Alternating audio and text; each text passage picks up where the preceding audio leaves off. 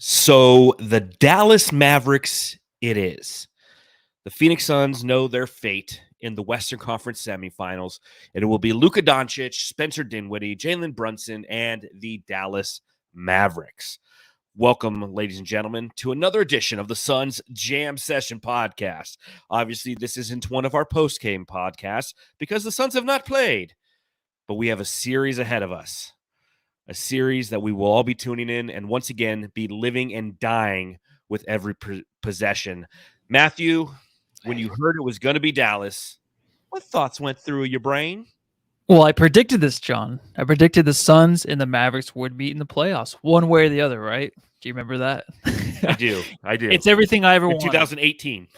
Yeah, I'm sick of the Suns making the playoffs and not playing Dallas Mavericks. It only happened, well, of course, one season last year, but finally we could go through the Mavericks, go through Luka Doncic, see what they're made of. Like we talked about before, it's probably a little bit of an easier matchup than last time, but man, I just hope the Suns don't take them any lighter than they did the Pelicans at first. So great matchup. I'm excited for it. I'm excited because we're going to play the Dallas Mavericks just like history showed and just like your article you wrote.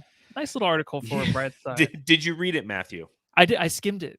Okay, I was about to say it was one of yours is always a skim. 3,000 words. For those of you who have any interest in reading 3,000 words on the history between these two franchises, head over to brightsideofthesun.com.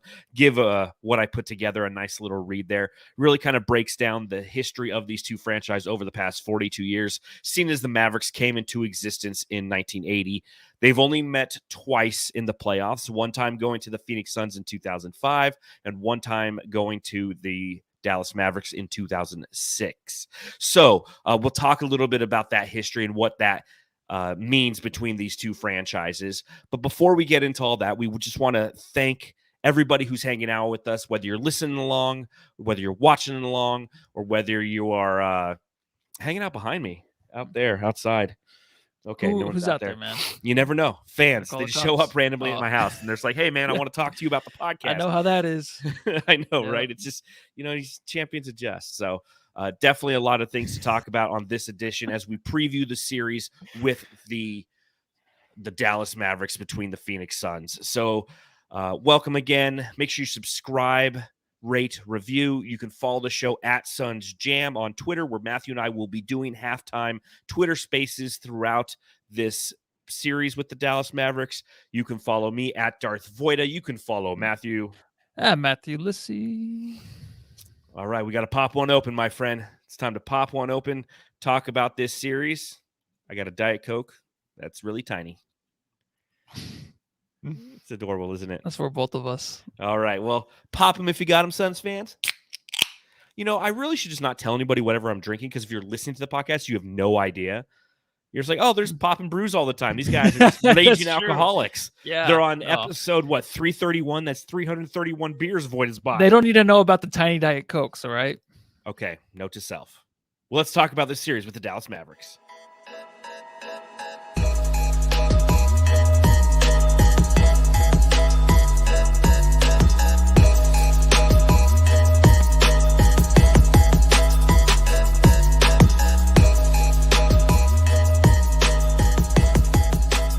The Dallas Mavericks it is for the Phoenix Suns. They will face them in the Western Conference Semifinals beginning on Monday night.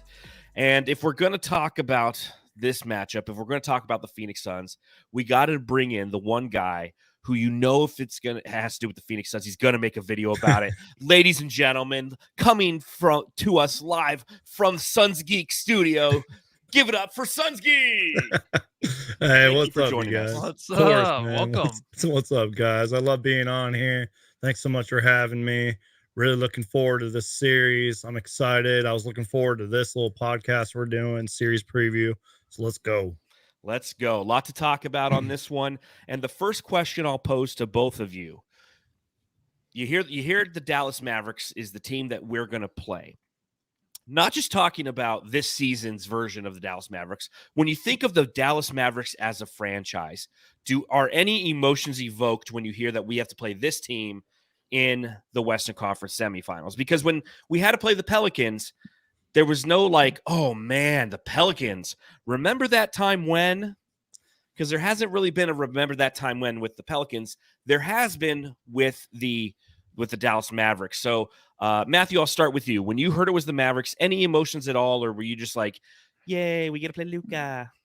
Yeah, no, I mean, I do think about the long history they had in the playoffs. When we go back, the Suns, it seemed like they always had an easy time with the Mavericks. It was more of a little bit of a rival, Dirk Nowitzki versus Steve Nash. The one season, of course, we did lose to them was when Maury left, and that was probably the one year that we could have. Oh, here we go again. We could have maybe made the finals, and maybe would have won it that year if Maury was there. If whatever, I'm not going to go there. But I always think about Dirk Nowitzki. I always think about I always think about Mark Cuban, how annoying this team can be. If you want to think about an annoying team, it was always the Mavericks. They were second right behind the San Antonio Spurs, I feel like, of just that pesky team you always had to play in the playoffs. But unlike the Spurs, the Suns were actually able to handle the Mavericks most of the time, for the majority of the time. And it still seems that way too. I know you're not talking about the season, but when the Mavericks do come to mind, it's annoying, but it's nothing like a pain in the ass like a San Antonio Spurs team would be. It just always makes for a good matchup. That's where my mind goes to. What about you, SunsGeek? Yeah, I mean, I can echo that. I mean, it's a lot of great memories versing that team and just really kind of sort of the nostalgia, back in the mid 2000s and everything, and Dirk and Steve Nash and Sean Marion and all them, and just those classic Suns 7 seconds or less teams and those really good Mavericks teams. And yeah, but I mean, in regards to really just this season, just really looking forward. It's Luka versus Booker. You know what I mean? Plus, we got a Hall of Fame point guard in CP3. So definitely exciting stuff. Yeah, for me personally, when I heard Dallas is always the team to me that was, going back, I'm a little bit older than both of you, but going back in the 90s, they were a team that just didn't mean anything, right? They were a huge zero.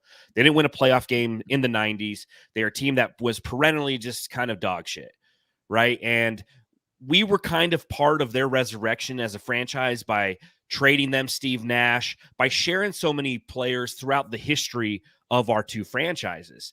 And when you look at that 7 seconds or less era, while everybody looks at the San Antonio Spurs as the primary villain, Dallas was always right there to me too. Mm-hmm.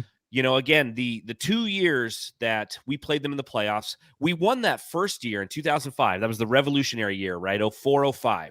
We come out, we sweep the Grizzlies, or we win in 5 games against the Grizzlies, and then we have to play Dallas. And although we beat Dallas in 6 games, we lose Joe Johnson at the hands of Jerry Stackhouse.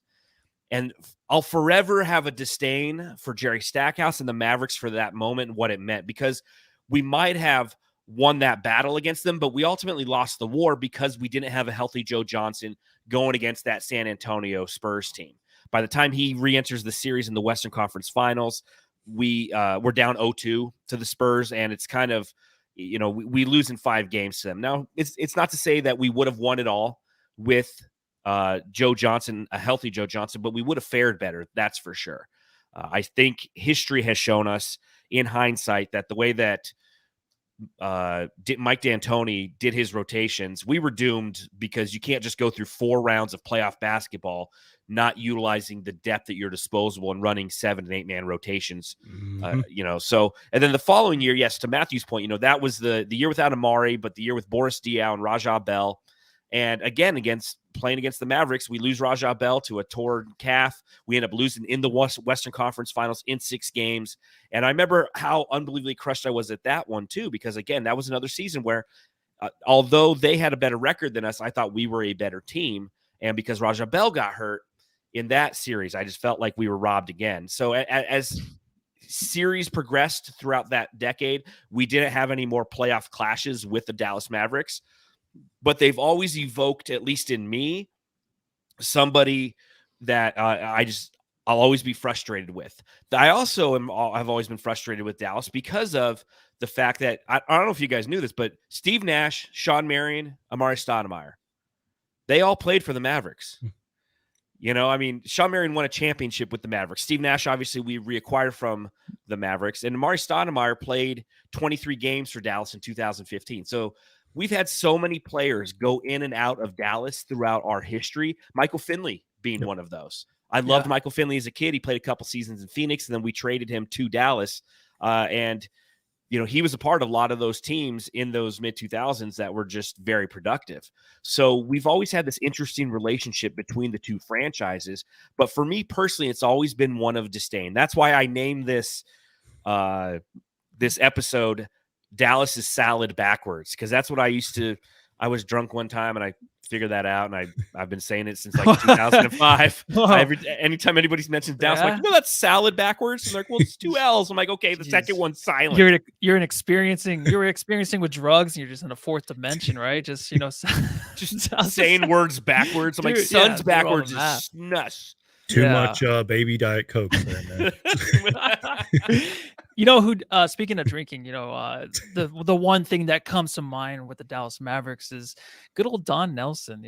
Back in the day when I started watching basketball, and I've told the story, I was like, that coach, he seems like he's drunk, and we learned stories that he was drunk. So the fact that the Mavericks organization, they went through hell, right, with the behind the scenes, all basically everyone running the organization. I don't actually want to get into that, but you find out that Don Nelson's drunk all the time, drinking beers at halftime. I mean, that's the first thing I actually think about. And then it goes to Dirk Nowitzki with this nervous twitch, always with his jersey on the side. I don't know what that thing was. He but did always do that. That bugged the crap out of me, man. As soon as he's running back down the court, arguing with the ref, he has to do that. So I mean, Mark Cuban too. I wouldn't be surprised if he was drunk. But anyways, we'll stop talking about drunk stuff. What we got next, John?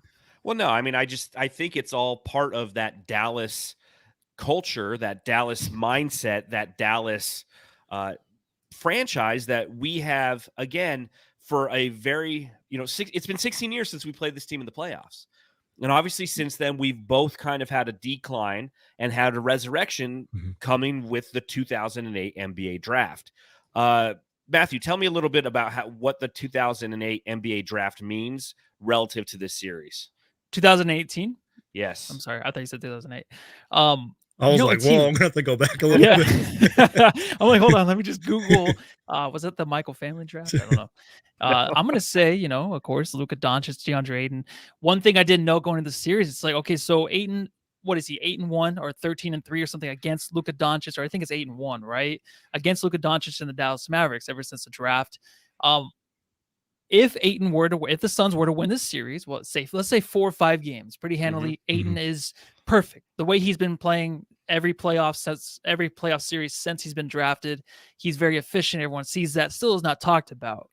If Ayton were to win this series with the Suns, if he goes on to win, maybe, because I bet $25 on it to win $2,500, NBA Finals MVP, could we just say the Suns finally made the right pick? I mean, of course we get the good excuse that Ayton was chosen by the Suns because of he's the Arizona guy. I don't believe in that. He played high school here, went to U of A.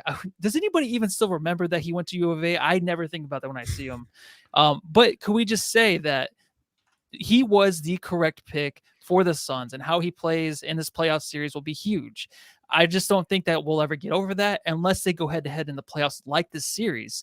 This is why I'm actually really, really excited about it. Of course, I love to see Mikal Bridges and DeAndre Ayton go head-to-head with Luka, but the way that Ayton can dominate a game, it'll be shown. And if he kind of can overshadow Luka in the series, he can finally, I feel like, be the best pick in that draft. Or else, how long do we have to go? How many more seasons do we have to go? How many more injuries of Luka Doncic, and how many more times does he have to come into a season fat until we realize like Ayton might have been the best pick of that draft, and maybe it wasn't Luka. So that's what I'm hoping for in this. I know I shouldn't worry about that because we have Devin Booker. He's our superstar, but still, I want that validation for DeAndre Ayton. Yeah, I mean, the way that I look at it is sometimes I think Suns fans, really basketball fans in general, forget where the state of the Suns were at that time. And I always said it, and I will say it a million times over. If the Suns didn't pick Ayton at number 1 in 2018, Phoenix would have rioted. I truly believe that. Because let's say we did draft Luka and he was a bust. Suns fans would have been pissed. But yeah, and I feel like we're going to be having this conversation for years, because obviously these guys' careers aren't done. And it's going to be fun. This is just another, we were talking about the history between the Suns and the Mavs. This is adding to that. This is literally this generation's, Suns Mavs, rival, and how it keeps building up and everything. And don't forget, Mikal Bridges was part of that draft too. Oh yeah. But, so I'm just excited. And I truly do believe we made the best pick. And if last year's incredible finals run didn't prove that to many Suns fans, I don't know what to tell you. But we'll say Aiton's got to kind of keep following up with it this playoff series. He's been pretty good, but we all know he can be better. Well, and that's the point with this series, and one of the reasons I bring it up, because it will be a continual point of emphasis. Because good, bad, or indifferent, these two players will be compared with each other for the remainder of their career. It's just the way it goes, right? They're both in the NBA draft in that season. What's interesting is since that draft, that Luka Doncic finally won his first playoff series this past series against the Jazz, where he barely played in it. But at the same time, you look at the records, right? I mean, we put together the best record in the NBA this year, the second best record in the NBA last year. The Suns, since that draft against the Mavs, are 11-3. DeAndre Ayton is 8-1 in games in which he has played against Luka Doncic. So everything tells you that yes, Luka is the better player, the better individual player. But as far as a team fit guy, as Dean St. Louis says in the chat, Ayton is the better team fit player, and that's been proven. But all that doesn't matter now. That 11-3 doesn't matter. Nope. That 9-1, versus Luka for Ayton doesn't matter, because it comes down to a best of 7 game series in this chapter of this rivalry, right? Mm-hmm. Yeah.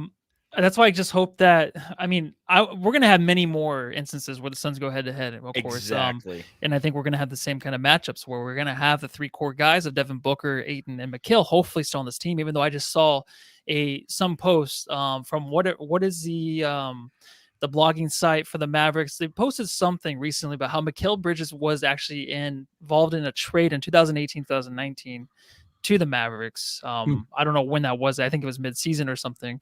And that would have been crazy, right? Because you would have had Luka and then Mikal Bridges. That duo is even scarier than almost, a DeAndre and Mikal Bridges, just not defensively, but just all around. Like, you have that backup defense, and then you also have Luka Doncic offensively. But of course, the Suns got the better out of the two. I think those two pairing together defensively and offensively is something that you cannot control really if you're an opposing team. So this matchup, though, it's something that we're going to see in the future a lot more. It would be a good start, right? Just to kind of go in there with their ass, but it's going to be a little bit more difficult than I think it might be.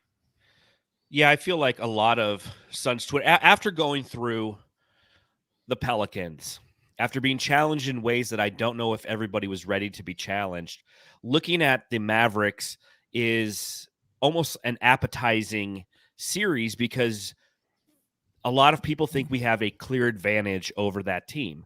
So let's talk a little bit about that team. Dallas Mavericks this season, they ended the season with a record of 52-30.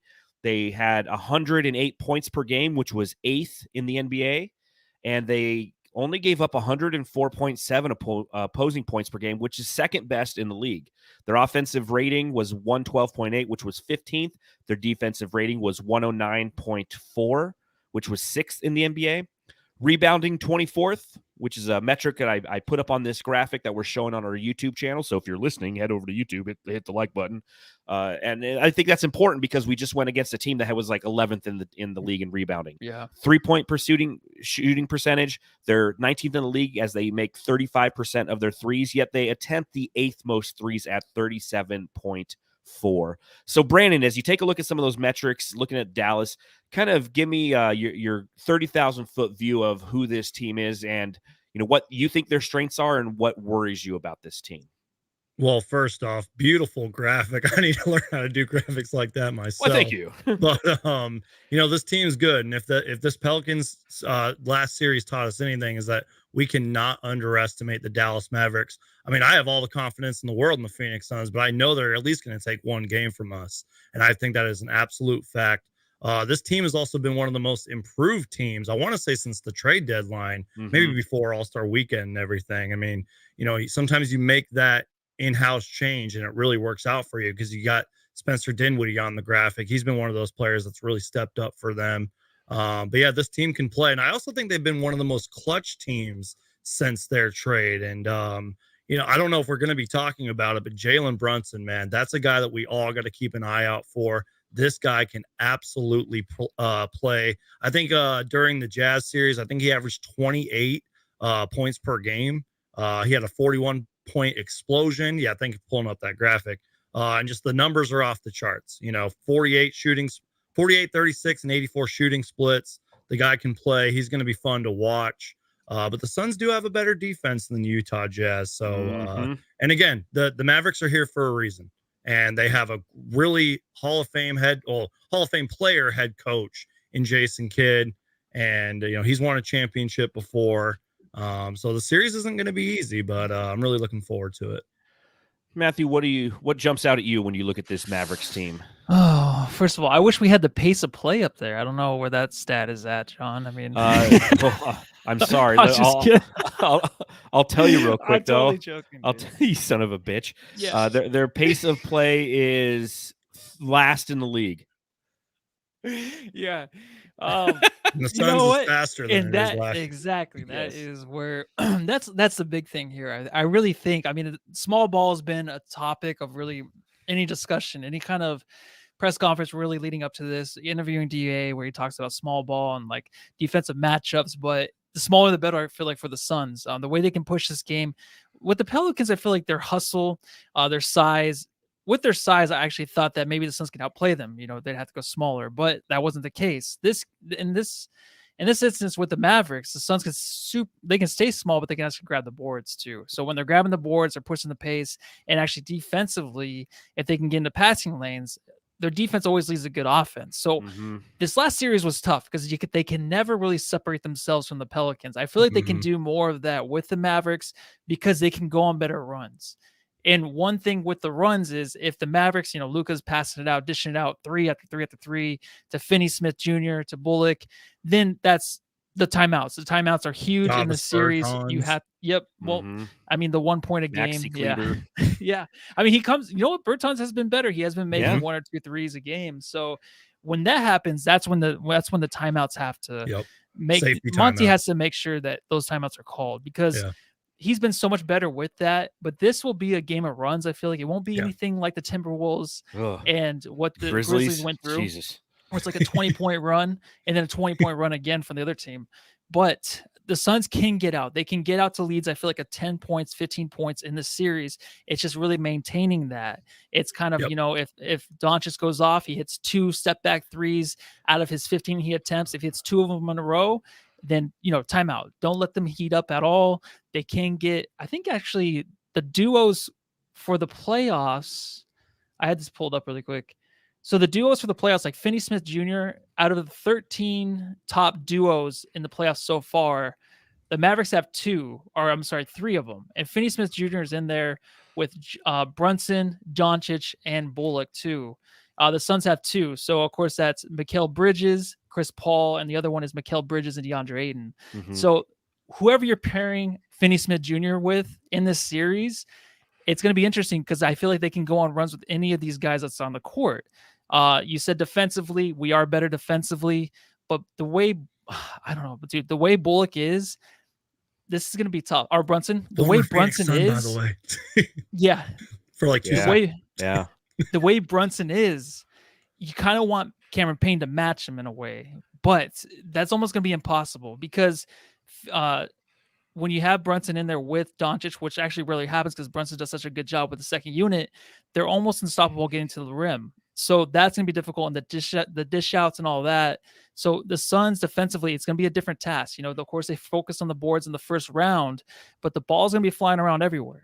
It really is. So to actually have that off-ball defense to recover on the weak side, that's something the Suns, I think, are really good at. So these runs that the Mavericks are going to try to go on, they just have to make sure that they keep them at a minimum. And I think that will make it an easy series for the Suns, because if you can just make sure that that is a minimum, these games can be easier to win than it was against the Pelicans. Well, what's going to be interesting is how their rotations are, because when Luka came back, they started bringing in Spencer Dinwiddie off the bench, and he did a lot of that in his time with the Pelicans, the Mavericks this season. You take a look at during his time with them, I think he played 23 games with the Dallas Mavericks, and of those games, I think only 7 of them he actually started, which is kind of scary because he's a more physical scoring type coming off of the bench so I feel like he's going to be the one who's going to have to match with campaign a little bit more. So you guys both touched on a bunch of great things there, and I want to talk about some of those things. One, when it comes to defense, what gives the Suns problems is when the opposition is attacking our guards, right? We are a guard first team with Devin Booker, with Chris Paul, having 2 guys who like to initiate the offense. The Pelicans did a good job of just kind of playing that full court annoying defense. You're not going to get that from Luka Doncic. Trust me on that. Jalen Brunson, you might see some of it. Spencer Dinwiddie, when he's in there, you might see some of it, but you're not going to get it consistently, right? So it'll be interesting to see if they do start with Bullock, guarding either one of Devin Booker or Chris Paul, just to add some length out there to try to pester and annoy. But I really doubt that we're going to see that. This is a team, as you mentioned, Matthew, last in the league in pace. They're last in pace thus far in the playoffs as well. They're a team that doesn't like to get out and run. And what killed us? What killed us in the Pelican series? When that team utilized their offense or their rebounding ability and got the ball out to run. This team will rebound, but they're not going to, due to their lack of length, much akin to the Suns. They're a very similar sized team to the Phoenix Suns. They've got Dwight Powell in the middle, who is 6'10", just like DeAndre Ayton. He's good. He's damn good. But they don't play him a bunch. They play him 21 minutes a game. So he doesn't get a ton of minutes. They use him when they need size. This is a team that loves, much akin to the Clippers. They're a team that has a lot of wings. They like to play a lot of the 5 out. And that's what they did ad nauseum to the Jazz. So, and the Jazz, you can do that too. You can't do that with Phoenix, right? So you're not going to see, I highly doubt that we're going to be sitting here on a post-game podcast saying we need the double big lineup, right? We need JaVale out there with Bismack or JaVale and DA. We're not going to be talking about that. We're going to be talking more about like the Torrey Craig production, because guess what? This is a prime series for Torrey Craig to make an impact, right? A lot of these wing players, some that we have a strength of too, ours are more defensively minded and better. That's what we're going to be talking about, is their production when they're in the game. Going through some of their players, we'll obviously start with the guy who kind of runs it all. That's Luka Doncic. Played 3 games thus far in the playoffs after a strained calf kept him out of the first 3 games of the series with the Utah Jazz. In the playoffs, 29, 6, and 11, 36.7% from beyond the arc. What really kind of caught me off guard is you look at, during the regular season, he had an offensive rating of 113.8 and a defensive rating of 110.3. You look in the playoffs, 112.6 offensive rating and a 90.3 defensive rating. SunsGeek, why is that defensive rating so low? Is it because Donovan Mitchell's that shit? It's probably because, I don't know, the Mavericks, they're maybe been making adjustments, or just Luka doesn't play defense. I don't know. I really don't know to that one. Yeah, I was kind of shocked like that about that. Now, granted, everything starts with Luka, right? I mean, he is a premier talent. You have to respect the talent that is Luka Doncic, right, Matthew? Yeah. And the best thing that the Mavericks did this year is getting rid of Porzingis. Another guy you don't have to worry about, having the ball, thinking he's the actual main guy, which he maybe wasn't even a second guy. I always wondered who would play with Luka Doncic, who would be a good star. Maybe it is nobody. Maybe it's just the Dinwiddies of the world. It's the Bertans that can come in and hit 2 threes. It's just these random guys that can just be efficient in other places, but not be a star like Luka. That's when Luka's really efficient. But when we're playing against Luka, what to expect? In clutch moments, it's going to be interesting because closing out the games, if they are close, it's going to be a lot of Luka, of course, step backs. What's Luka going to do with the ball? It hurts them or it doesn't hurt them. I would say maybe, I don't know, from what I've watched of Luka, maybe less than half the time Luka can pull off, the crazy game winner. I'm just saying if it's like a last second shot or something like that, because he can get to the rim, he can finish if he wants to. If he doesn't want to do the step back, which I would rather take the step back, he can get to the rim at will. I know we had the Mikal Bridges, DeAndre Ayton force against Luka, but even the way he can just handle his business on the floor, moving his big butt around, getting to where he wants to go, that is impossible to stop. That's why I kind of want these leads to be like 10 points, 15 points going into like the last 5 minutes, because Luka can get hot and Luka can get the rim, draw the fouls. That's one thing that's going to be really scary. But of course, I'm not, I think the Suns can handle this series.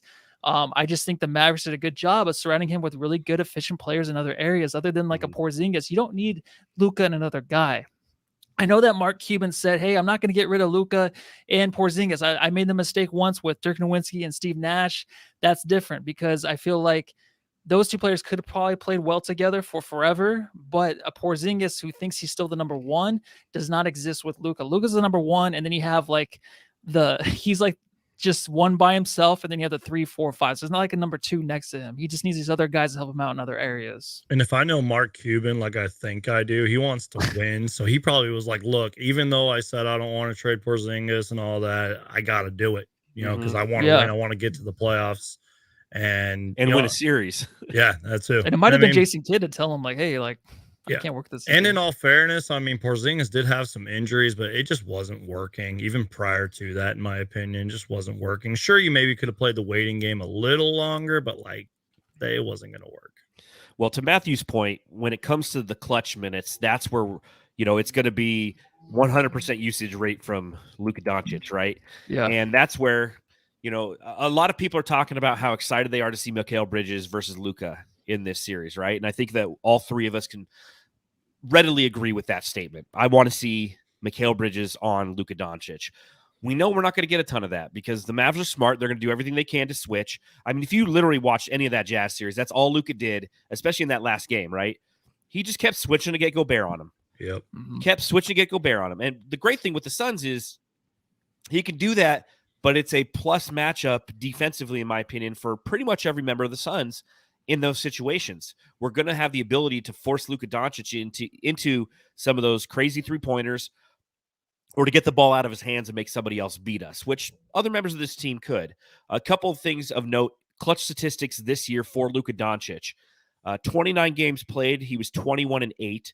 He shot 48.4% from the field in those clutch minutes, was 6 for 26 from beyond the arc, which was 23.1% from deep. That's one thing that I find really interesting.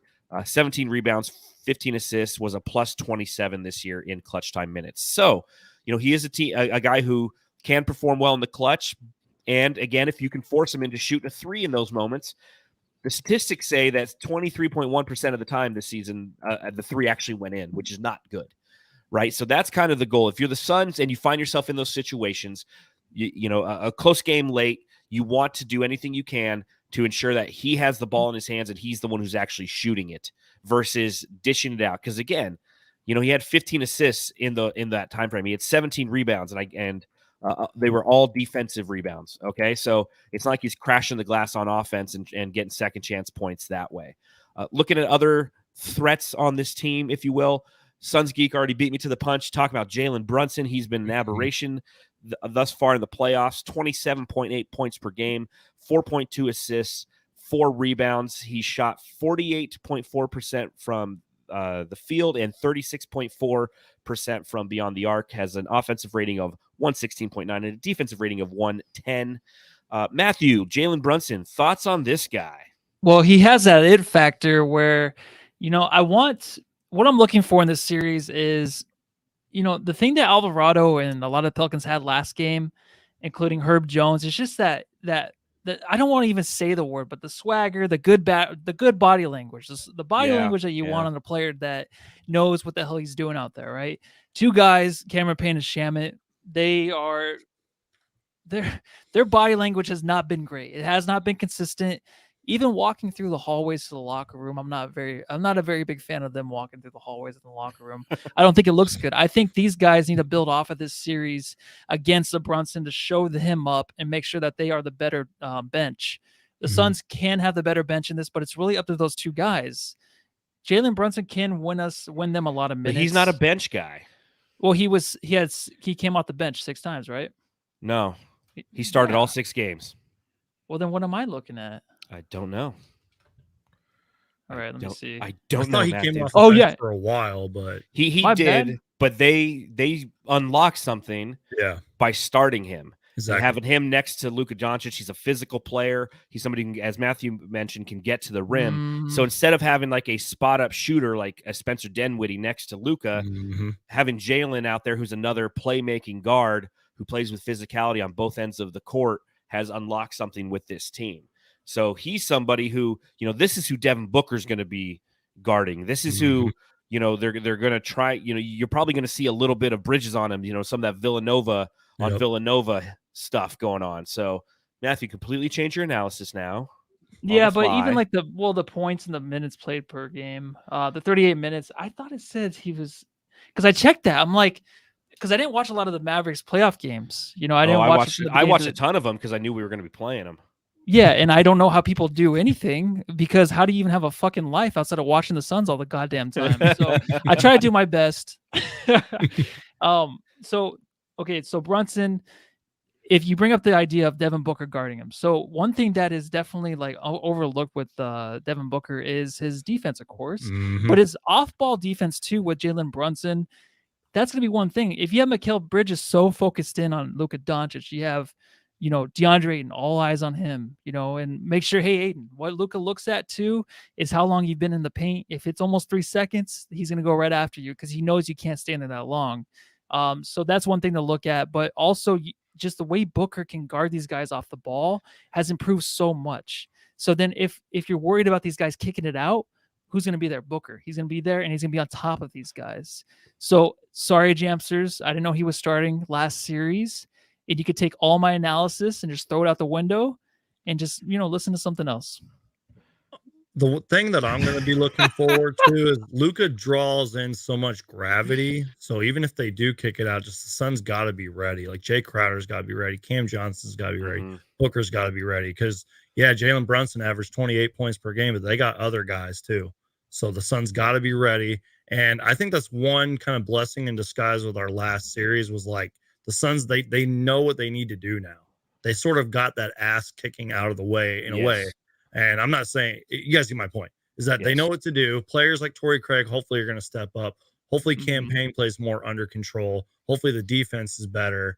And I guess the thing I'm a little worried about with Luka is like I promise I'm not going to talk about Scott Foster, but just him getting those all-star calls, the Suns staying on their feet, not getting those little ticky-tack fouls, and playing under controlled defense. So we're all going to hate Luka by the end of the series because of those calls. No, you're definitely right. And when I look at how Jalen Brunson took the NBA by storm this last series, remember one thing. This is Utah Jazz. Yep. Okay, that's saying something.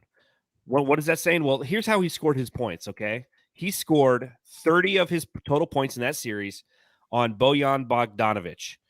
What are your guys' thoughts on Bogdanovic relative to defense? Not a defensive player, just a scorer. Donovan Mitchell. 30 points on Donovan Mitchell. Turnstile on defense. Overhyped defender. Overhyped CJ. Isn't that crazy? Yeah, he's just all of a sudden just a shit player, right? After that series, he's not a shit player, but he's not a good defensive player. Everyone's just saying he's Donovan Mitchell, better than Booker. Now he's just a shit player. Well, exactly, because everyone's realizing how much defense is important. And I've been beating that drum for years on Donovan Mitchell. It's like he's like Devin Booker, but with no defense. And I can't predict the future, but the Jazz might be blowing it up soon. Oh yeah. I would not doubt that. Somebody big's going over there. Royce O'Neal, 29 points. Jalen Brunson scored on him in the last series. Not a great defender. Mike Conley, 26 points on him. Not a great defender. Rudy Gobert got 17 on. Yeah, used to be. So, my point there is Jalen Brunson had a great series, and he's going to attack. He's the one guy I'm worried about. Excuse me. He's the one guy I'm worried about getting to the line outside of Luka. Yeah. Getting some of those fouls because he is going to attack that basket. He'll get those favorite calls, Well, he'll get the ones where he jumps into people, and because he's smaller and he falls off of them, will get called with the foul. That like what Jose Alvarado tried to do to Jay Crowder. Start getting all-star calls. I mean, this guy's a rookie. He just falls over in the lane, and they're like, we're just going to give him the call. But my point when it comes to Jalen Brunson is I think that we have an advantage there. And don't get me wrong, he's a great player. He's a great scorer.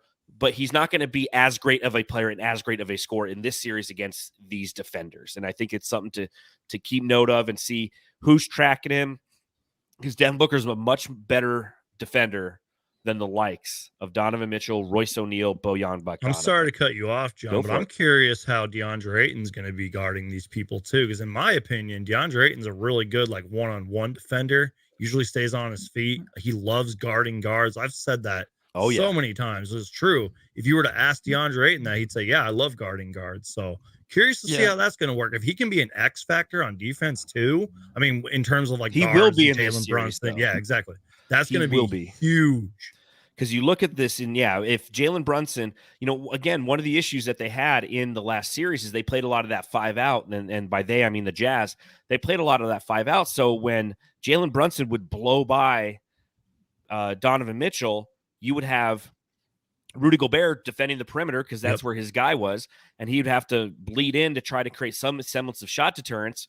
And because it was such a far bleed in, there'd be a dished pass out to the perimeter, and then boom, next thing you know, Reggie Bullock's hitting a 3. There was time and time again. Sorry to interrupt you. There was one play where Jalen Brunson literally had like Rudy Gobert in a spin cycle. Oh yeah, he just looked lost out there, and DeAndre Ayton won't be doing that. Yeah, no, and just also stay on your feet. The weak side rotation from Ayton. This last series, he's really good at it if he wants to be. Of course, this last series is a few times where you saw Ayton kind of just not making the effort to get over and swap. But if he doesn't have to worry about the rebounding, if he doesn't have to worry about another big, facts, I think he's going to have a field day in 2 or 3 blocks a game, something like that, where he can rotate to these guys trying to get to the rim. And, if they have nowhere to go, because you have that good weak side defense from like Devin Booker, everyone's kind of guarding their man on the perimeter, then you can have Ayton there, nowhere to go. You got to throw a shot up. There's the block. So that's where I think Ayton's going to look really good. But also Aaron Holiday. So how long do we give? I know Brunson, he's a guy that's a starter. He starts, he started 6 out of the last 6 games last season, our last series. So him being a starter, but I'm just thinking about Aaron Holiday and like how much he can be pesky on like a Brunson, because they're like basically the same size, right? They're both 6'1", 6 feet tall and solid. If he can be that guy that's annoying, which we did see when he played defensively, if we need something, if we just need a pesky guy, if Brunson's like running the show at times where it's like Brunson driving us crazy at home, do we throw in Aaron Holiday just for a few minutes? I mean, that's what we did before, and it kind of worked. I doubt that Monty will do that. I mean, SunsGeek, you can tell me what you think, but knowing that it took Cameron Payne getting 3 fouls in the first half until the first time we saw Aaron Holiday in meaningful minutes tells me something. That tells me that even in those situations, Monty Williams is going to stick with his guys and his rotations, and it's going to be Cam Payne coming off the bench unless we're forced into a situation. Now, that being said, in a 7-game series, there is a possibility down the line you're not going to open up with that, right? You're not going to show all 52 cards you have in your hand or in your deck. You're going to show the 9 of spades here. Okay, now here's the 3 of hearts. Okay, now the 7 of diamonds. You're gonna throw out these different little wrinkles as the series progresses, and maybe one of those wrinkles, to your point, Matthew, is bringing in Holiday for a 4-minute stretch on Jalen Brunson to see how he responds to it. Because as much as we appreciate Aaron Holiday's effort and his intensity, it doesn't always equate to success on the court. Offensively, yes, he can hit some threes, but we've seen him in the point guard role. He does get a little bit lost. Defensively, he does bring some intensity, but I don't know against the likes of an Aaron Holiday how that actually translates. That's what's exciting kind of about this matchup with the Mavericks is like we don't want to show all of our cards, but at the same time, we have so many like defensive weapons and long wings and everything. We haven't even talked about Chris Paul yet. Could see what happens with that. And I know they're probably not going to be guarding Jalen Brunson, but Cameron Johnson maybe. Torrey Craig's got to step up this series. So that's going to be exciting to see. And I don't know if you really want to like experiment too much during the playoffs, but we saw it in the first round with Aaron Holiday, maybe for a couple minutes here and there, just to see what happens. And I mean, God forbid we get into foul trouble, but that might come down to it. If we get into foul trouble, Aaron Holiday, get in there. Well, and again, this is a series that does benefit us because of, and almost every series kind of benefits the Suns. And that's what makes this team so fun for us and dangerous for the opposition, is because we have size depth, we have guard depth, we have wing depth. We have all three. The whole 5x3 kind of philosophy of James Jones is this roster personified. So I do think that it's a possibility that we see some of those minutes. What'll be really interesting is to see how the Phoenix Suns can attack some of these wing players and try to make them zeros. You know, you look at like Reggie Bullock, for example. You know, in the playoffs, almost 11 points a game, 6 rebounds per game, shooting 40.5% from beyond the arc. But he's more of a defensive-minded player. He has 116 offensive rating in the playoffs, 113.3 during the regular season. In the regular season, he was 106.7 defensive rating, and he's at 107.8 in the playoffs. Matthew, when you look at Reggie Bullock, is he one of those X factor guys that you have to shut down? You can't let this guy go for almost 11 points a game, right? Yeah, he was the first guy where, I was looking up the roster, 2 minutes before the podcast to do my research. And I was thinking that Reggie Bullock was going to be that guy that's going to be the annoyance. He's going to be the guy in the corner hitting those threes and big times during the game. I don't know. When I look overall with the defense, the Suns matching up with these guys, I just think it's so much in the Suns' favor because they do have even like even when Shamet comes in, he plays really good perimeter defense. Mhm. A lot of these guys, even Cameron Johnson, he seems like he needs a little bit more of his footing back, but he can still stay on some guys on the perimeter because they can get hot from 3 on the Mavericks side. So you kind of think about how they're going to match up. And the Suns, they're so much better defensively in a situation where they're comfortable with. And I think perimeter defense, they're really good at. And I think they kind of have that throughout the roster where these guys can match up with the Mavericks on the perimeter. And a guy like Bullock can't really get too hot in a situation unless Monty's not calling his timeouts, where he's just lighting them up from 3 and he's just hitting these big shots after big shots left wide open, because I just don't see that. But of course, once we go through game 1, there might be something where I'm watching and I'm just like, okay, here we go. Like, I didn't think of this. With the Mavericks. This might be something. Course. This might be a player, like, because you just don't know, because we haven't played this team in the playoffs. We're not familiar with it. Like back in the old days where it was like the same series over and over again, it seemed like. So it'll be interesting to see what the Mavericks have on the Suns that we just didn't even think about. I'm not thinking it's 3-point shooting or the wide open threes like the Pelicans gave the Suns. I just, if the coverage is there and they make the shots difficult, it's just going to be a difficult series for the Mavericks. Make the shots difficult. I mean, you obviously don't want Reggie Bullock to get hot. You don't want any player to get hot on their team. But, I mean, he's a guy that could get hot. And it's kind of like in that Pelican series. I said a lot. I was like, CJ McCollum and Brandon Ingram are going to get theirs. Jalen Brunson and Luka are going to get theirs most likely. But stop everybody else. If we can stop him, that's going to be. And I feel like you guys on your podcast and me and my show and everything, we're going to be having 2 different conversations from game 1 to game 2, because they're going to make adjustments. Oh, yeah. Someone's probably going to get hot, but again, someone could get hot on the Suns too. And that's actually kind of what we really need right now, especially our bench. Yes. So we'll see what happens. Yeah. But yeah, Reggie Bullock can get hot. Those were really good shooting percentages in the playoffs. So it's going to be interesting to see what happens. Well, looking at the overall rosters, the advantage, in my opinion, definitely is for the Phoenix Suns. And there's a reason why a lot of people are confident when they talk about Phoenix in this series. Mm-hmm. And even Luka Doncic, via at Town Brad Townsend, Luka Doncic said, I think we're going to have to play great games to beat them, almost perfect games. Mm-hmm. How do you guys feel the Suns can offensively take advantage of the roster that the Mavericks are going to put forth? We've talked a lot about what we expect the Mavericks to do on offense, how they are going to try to attack the Phoenix Suns. How are we going to attack them, do you guys think? Matthew? Moving the ball. I think making them dizzy with the passes. The thing is, when the Suns, like a well-oiled machine that they are at times during the season until like the last few weeks where they had nothing to play for, the passing was crisp. The 0.5 offense, just passing the ball, making sure that, the shot that's thrown up is the correct shot. That's how you can make this Mavericks team tired. That's going on runs.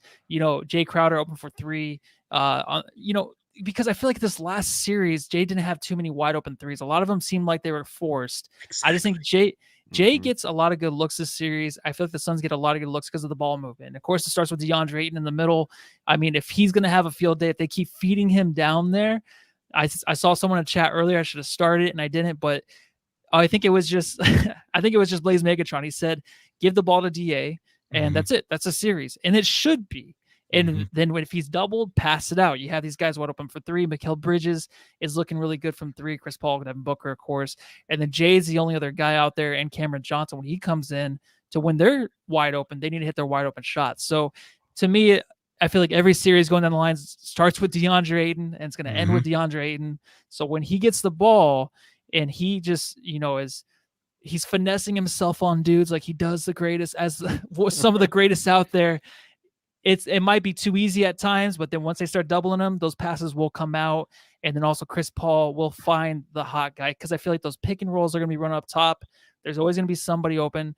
And the way I'm talking about this, it just seems like an easy matchup, but that's just the way I see us playing against this Mavericks team. And it could be something else, like I said, that we just haven't seen yet. But right now, I just think the way they move the ball all season long is something that the Mavericks can't keep up with. I'll totally agree and echo a lot of that, but I think this really comes down to players like Jay Crowder and Landry Shamet and Cam Johnson just hitting shots. I'm not saying you need to be a perfect 10 for 10, but just hit your shots. And as you mentioned, Matthew, move that ball. I didn't see much of that throughout the Pelicans series. Move the ball, play 0.5 offense, play Phoenix Suns basketball. And I just was talking about the Mavericks, how like somebody like Reggie Bullock could go off. Well, I know he receives a lot of hate throughout Suns Twitter and everything, but what if like Landry Shamet goes off? We saw a game in the playoffs where JaVale McGee had 13 points. What if we get players like that just stepping up, even if it is just a 13 or a 20-point performance, or maybe Mikal Bridges has another offensive explosion? That's going to be huge. And again, we haven't talked about Chris Paul yet. Chris Paul, he's going to carry us home if we need to. He's going to have one of those incredible games again. And we're going to have to see if we can get 90% of Devin Booker in this series. We're good. I'm confident. And another thing too with DeAndre Ayton, that mid range, I swear he has to have been spending hours mastering that mid range shot. He even surprised me. Like I knew he could hit the mid range. I knew he's been shooting more from the mid range, but it is just so confident. And like when it goes up, especially throughout as the series went on, I was like, that's going in. And this couple seasons ago, I don't think we saw that. We saw a hesitant DeAndre Ayton shooting that mid-range shot. And since they play small ball, get DeAndre Ayton and JaVale McGee in the post and just eat. So it's going to be so exciting. I'm so excited, you guys. Yeah, I'm stoked for this series. The point guard. There you go. Chris Paul gets his own drop in this one, man. There you go. We're talking about him. To echo both of your points and to put a little bit of statistical analysis behind it. In the last series, Jay Crowder, 11.5% from beyond the arc. Cameron Payne, 16.7. Landry Shamet, 21.4. Torrey Craig, 25%. Ugh. It's a horrible number. Shots got to start falling. The shots have to fall for the role players on this Phoenix Suns team. And if they do, this should be a fairly easy series. I honestly don't think that the Mavericks, what they did against the Jazz does not apply here. It's a different kind of defensive team, so they can't attack us. It's a whole different series. Whole different series. And the way that we can attack their offense, Dwight Powell is somebody who he does roam the interior. He very rarely jacks up a three, but he's somebody you can easily play off the court. And they're okay with it. They want to play small ball, which plays kind of into the Phoenix Suns' hand. We are a very good small ball team. We're very good at switching on defense. We're very good at attacking on offense in those small ball sets. Knowing that our small ball five can be DeAndre Ayton, because that's kind of, that's how we start our games anyway. Our four is Jay Crowder. He's 6'6". Yep. So we play a small ball type of offense that has a lot of Mavericks people thinking like, because this is a team that's accustomed to it. When you have a team like Utah, who is, their bread and butter is Rudy Gobert on defense, you can take those kind of guys out of the series. So as long as, you guys both hit all the right answers, if Devin Booker's back to being Devin Booker, cakewalk. If we play our brand of basketball, which we'll be able to, again, the Phoenix Suns are a chameleon. The one thing the Phoenix Suns I don't think do very well is play transition D against young, long teams like the Pelicans, and that's why we struggled and lost 2 games against that team. I don't see that happening in this situation. Now, granted, you are going against Luka Doncic, who's going to have a game or two in this series. It's just going to happen. Okay. Yeah. The guy, he'll get the benefit of some calls. He'll catch on fire from three. You know, he'll have those heat check moments in games. I saw it happen in the Jazz series. Mm-hmm. But that being said, as long as you negate the rest of his team, as long as that weak side defense stays strong, that's the key. It's that weak side defense. I'm talking to you, Devin Booker.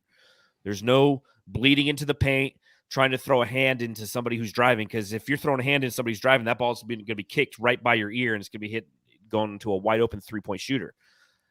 As I mentioned at the beginning of the podcast, is a team that when it comes to their three-point percentage overall as a team, they are 19th in the league in three-point makes percentage-wise. They make 35%. They take the 8th most.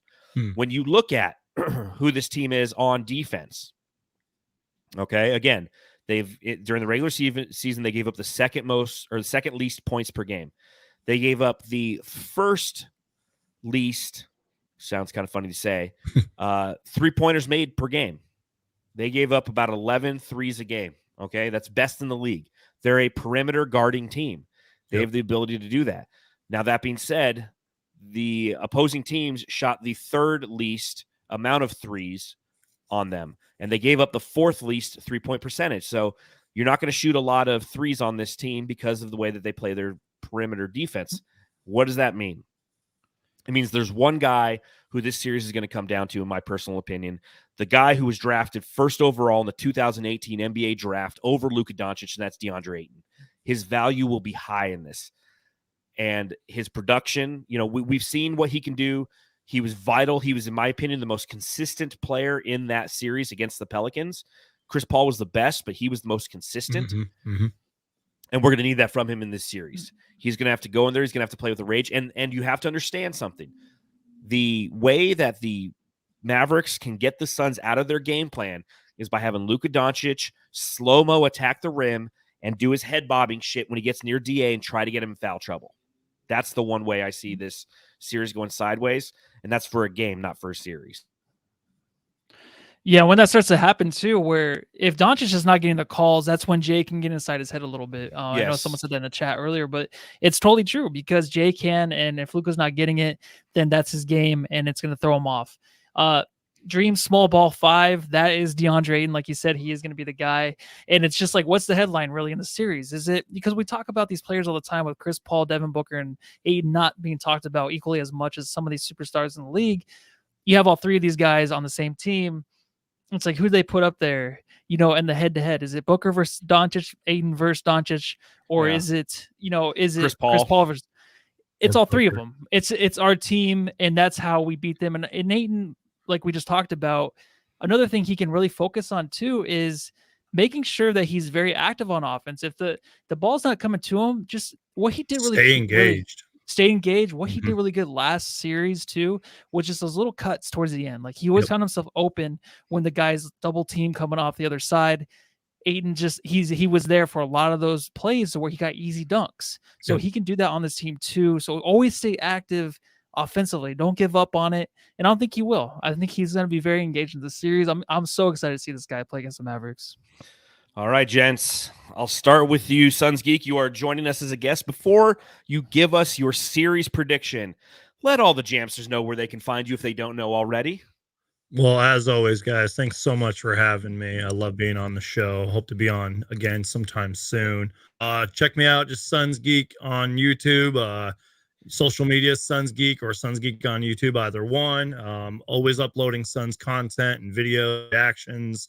Haven't done as many live streams this playoffs as I've wanted to because real life comes first, unfortunately. Nothing bad, I promise. Just been really busy with stuff. But definitely as the series goes on and when we go to the Western Conference Finals, I'll definitely be doing more live streams. But yeah, series prediction. You want me to go first or? Yes, go ahead. Let us know. Suns in 5, worst case scenario, Suns in 6. All right. You heard it here first. SunsGeek says Suns in 5, unless it's a worst case scenario. Suns in 6. Matthew, series prediction. Well, I thought the Suns would only lose 3 games in the whole playoffs, including the finals. So I'm going to go Suns sweep. So Suns sweep Ooh, over the Mavericks. let's go. I hope you're right. They're rolling. Healthy Fuck. Booker, Suns Mhm. sweep. Fuck, I hope you're right. Fuck, I hope you're right. Low Suns in the chat says Suns in 5. Blaze Megatron says Suns in 5. Suns in 6 if Scott Foster refs a game or two. That's a good point. Hey.0, Suns in 6. Amanda, Suns in 6. Metal Mike says Suns in 5. Suns in 4 from Fabio. A sweep from Mike B. Suns in 4 from Leo. Justin from Fan of the Flame says he's with Lissy. A sweep. Suns in 5 or 6 from Iverson Vlog. 6. Ah, man. You know, coming into this one, I was really thinking Suns in 5. I think that there's a game where Luka will get a lot of things going his way. They're going to get one. You know, I really feel like they're going to get one. This is a talented team. They're a team that plays with good defense. But as I sit here and I look at the matchups and I start to break down what each team could potentially do on offense and defense, I'm with Matthew. I'm going to say sweep on this one. Oh, yeah. I'm going to say Better sweep. now. Yes, thank you. Thank you. You Thank showed me the way. So the Suns jam session guys say Suns in 4. That's what we're going to officially say. Again, thank you to everybody who's joining us in the chat. Let us know what you think. It all goes live starting tomorrow. So as always, Jamsters, you can join both Matthew and myself live once the game is over right here on the Suns Jam Session podcast. Again, huge thanks to SunsGeek for joining us on this series preview show. Go check out his content. It's some of the best stuff you're going to find on the interwebs. And we truly, truly appreciate you, Brandon, taking some time out of your busy schedule to hang out with us and to rock this pod. Matthew, good job on your research today. Thank you, man. You know, that Jalen Brunson took me about 30 seconds. I'm like, who's that one guy that's really good besides Doncic? Okay, let me make sure I get that down right. But we appreciate everybody for hanging out with us. Matthew, any final words? No, just go ahead and love your family. Go home and love your family. Suns sweep.